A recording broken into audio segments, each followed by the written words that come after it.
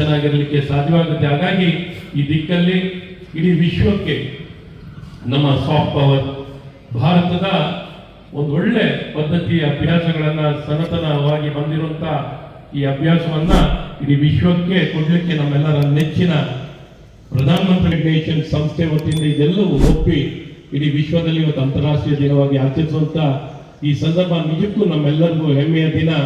ಹಾಗಾಗಿ ನಾವಿನ್ನೂ ಹೆಚ್ಚು ಒತ್ತನ್ನು ಕೊಡಬೇಕಾದ ದಿಕ್ಕಲ್ಲಿ ಇವತ್ತು ಭಾರತೀಯ ಜನತಾ ಪಾರ್ಟಿ ಇದನ್ನು ಕೈಗೆತ್ತಿಕೊಂಡು ಕಾರ್ಯವನ್ನು ಮಾಡ್ತಿದ್ವಿ. ನಿಮಗೆಲ್ಲ ಶುಭವಾಗಲಿ ಅಂತ ತಿಳಿಸಿ ನನ್ನ ಎರಡು ಮಾತನ್ನು ಹೇಳಿಕ್ಕೆ ಅವಕಾಶ ಮಾಡಿಕೊಟ್ಟಂತ ಶ್ರೀ BY ವಿಜಯೇಂದ್ರ ಅವರೇ,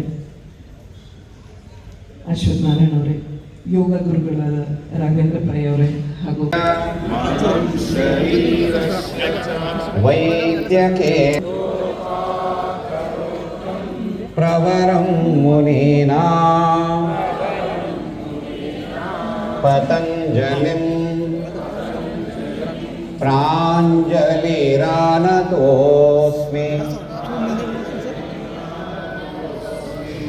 ಓಂ ಶಾಂತಿ ಶಾಂತಿ ಶಾಂತಿ.